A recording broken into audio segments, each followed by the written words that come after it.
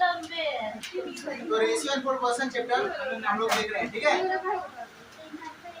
Ratio इससे पहले भी हम लोग पढ़े हैं 7th क्लास में, ठीक है। अनुपात, जिसको उर्दू में हम लोग तरासू भी कहते हैं, है ना, उर्दू मीडियम। और उसका जो अपोजिट एक वर्ड है जिसको हम लोग कहते हैं प्रोपोर्शन, इसको हम लोग हिंदी में कहते हैं समानुपात, ठीक है। हिंदी में कहते हैं समानुपात, उर्दू में कहते हैं मतनासुब। क्या कहते हैं? मतनासुब। तो अब रेशियो का मतलब क्या होता है पहले ये हम लोग समझेंगे। सपोज कि आपके सामने लिखा हुआ है A/B, ठीक है। एकदम ध्यान से देखना, जो लोग रेशियो और प्रोपोर्शन पहले अच्छा से नहीं पढ़े हैं वो लोग अभी ध्यान दे, समझना।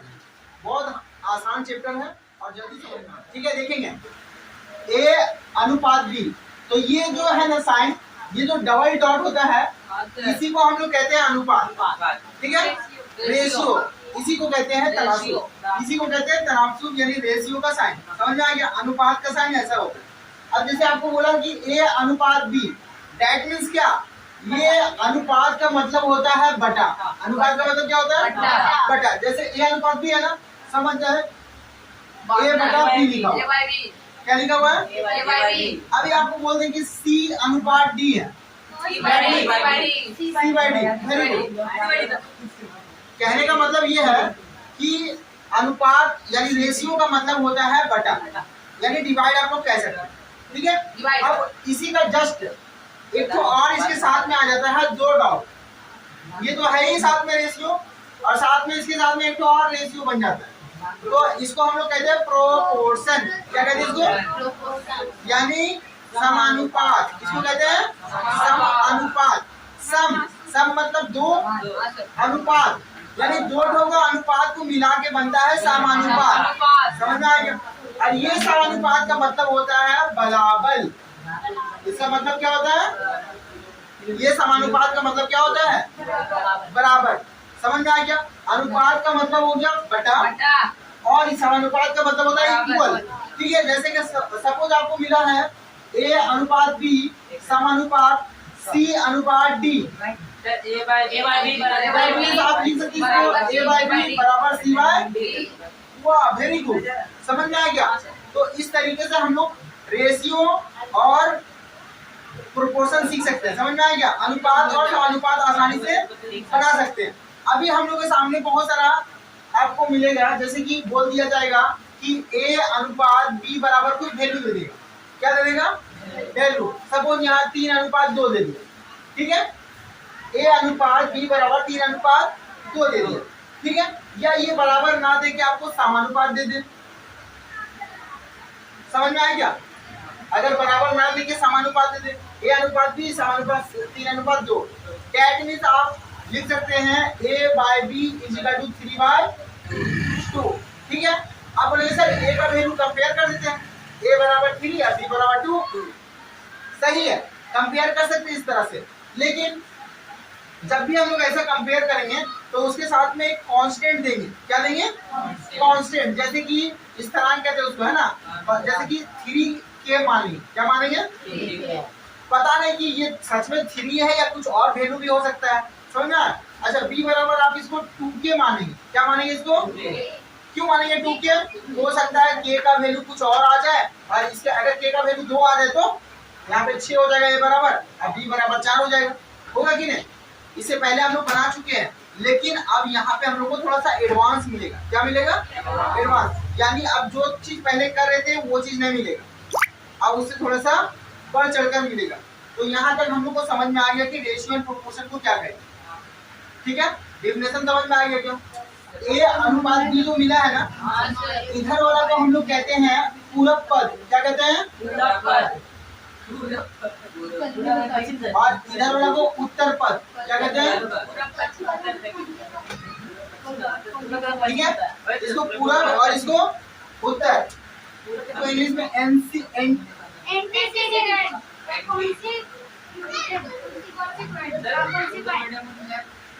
एंटीसीडेंट कहते हैं और कंसिक्वेंट कहते हैं, है ना।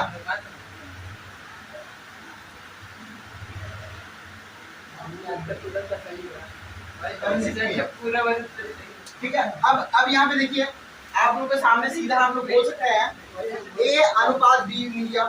अभी इसमें हम लोग का जो एक होता है उल्टा विलोम अनुपात। क्या होता है? विलोम अनुपात, अपोजिट रेशियो। इसमें क्या आपको मिलेगा कभी कभी? Opposite ratio. अपोजिट रेशियो यानी उल्टा। अगर आपको बोले कि ए रेशियो बी है तो बोलेगा इसका अपोजिट रेशियो क्या होगा, यानी इसका विलोम अनुपात क्या होगा? B ratio A. ठीक है, ये इसका क्या हो गया? विलोम अनुपात। ठीक है। अब एक अनुपात होता है मिश्र अनुपात, है ना, मिक्स रेशियो, मिश्रित या मिश्रण, मिश्रित अनुपात जिसको हम लोग कह सकते हैं। समझ में आया? मिक्स रेशियो का मतलब इधर वाला को, यानी कि जो एंटीसीडेंट है उसको एक तरफ जोड़ दो अनुपात, और जो कंसिक्वेंट है यानी उत्तर पद है उसको एक तरफ जोड़ दो। दोनों को जोड़ने के बाद टोटल जो आएगा वो आपको हो जाएगा मिक्स रेशियो यानी मिश्रित अनुपात। समझ में आएगा? क्या समझ में आएगा?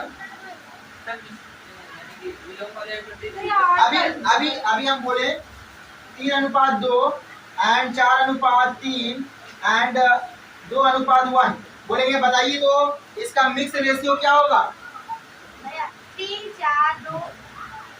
तो मिक्स रेशियो मतलब जो आपका लेफ्ट साइड में जब आपको एंटीसीडेंट यानी पूरक पद और उत्तर पद यानी कंसिक्वेंट समझ नहीं आ रहा तो लेफ्ट और राइट समझ लेंगे। क्या समझेंगे उसको?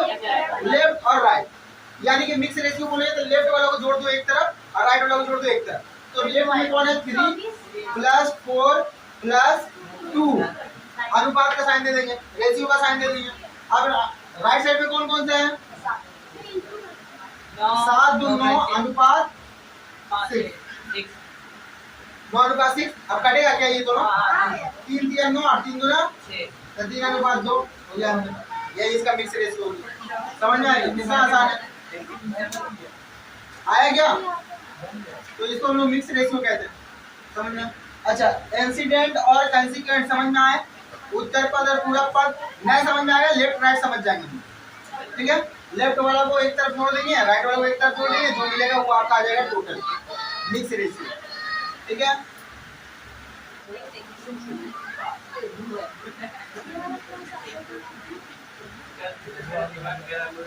Ratio of inequality.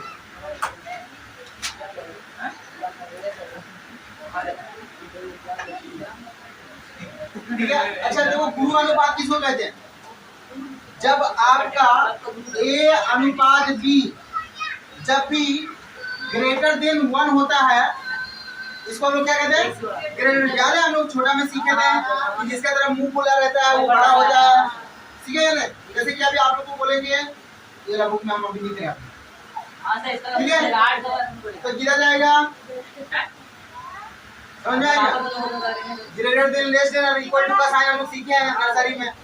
तो बस अभी देखिए, ए अनुपात बी अगर ग्रेटर देन 1 होगा तो उसको हम लोग कहेंगे कौन सा अनुपात है? ये गुरु अनुपात है। गुरु मतलब बड़ा होता है, तो मतलब ग्रेटर यानी ग्रेटर देन। समझ में आएगा? गुरु मतलब बड़ा, बड़ा के सामने ग्रेटर देन लगता है। समझ में आएगा? इसलिए आराम से लिखा हो रेशियो ऑफ ग्रेटर इक्वालिटी। ठीक है, दैट मींस क्या हुआ? अभी बोलेंगे इरफान सर समझ में नहीं आया। कैसे समझ में आया बताओ, कुछ एग्जांपल के तौर पे हमको। हाँ, ए अनुपात बी की जगह पे क्या रखे जो तुम एग्जांपल के तौर पे हमको समझा सकता है कि कैसे ये वाला फेनोमेना को आप प्रूव करके हमको दिखाइए कि ये सही है गलत है। तो उसके लिए क्या करेंगे? ए की जगह पे हम लोग लेंगे 4, बी के जगह पे 3 और बी के जगह पे 2 लेंगे। ठीक है, अब देखेंगे कि 4/2 होगा कि नहीं। रेशियो का मतलब बेटा 2 गुना, अब 2 क्या 1 से बड़ा है या नहीं? दैट मींस ये कौन सा अनुपात हो गया? समझ में आइए क्या? जब अगर ए अनुपात बी बड़ा रहे, 1 से ज्यादा रहेगा तो उसको हम लोग गुरु अनुपात कहेंगे। जब भी कोई अनुपात 1 से बड़ा होगा तो उसको गुरु अनुपात कहते हैं। That means ratio of greater equality. समझ में आया क्या? Ratio of greater inequality. समझ में आया? यानी कि जब भी कोई रेशियो 1 से बड़ा हो, ठीक है, अगर 1 से बड़ा हो तो उसको क्या कहेंगे? गुड, ग्रेटर इनइक्वालिटी कहेंगे। Very good. अब उसके बाद आता है लघु अनुपात। लघु मतलब छोटा। क्या होगा? रेशियो लेस लेसर यानी वही कम। नेक्स्ट दूसरा जो हमारे पास मिलेगा वो मिलेगा लघु अनुपात। क्या मिलेगा? अनुपात। अब गुरु का मतलब तो गुरु होता है, गुरु जी का मतलब गुरु। लघु का मतलब हाँ, मेरा भी लेट हो रहा है। हाँ, जाना तो जा, हम कुछ नहीं करेंगे। मेरा भी तो लेट हो रहा है। ठीक है, लघु अनुपात यानी कि इसको हम लोग क्या कहते हैं? Lesser inequality. ठीक है। अब इसमें क्या होता है, जब भी ए अनुपात बी जो आपका है, ठीक है, वो क्या होगा? एक से कम रहे, इसको कहते हैं लेस देन वन। ठीक है, लेस देन वन कहने का मतलब क्या हुआ?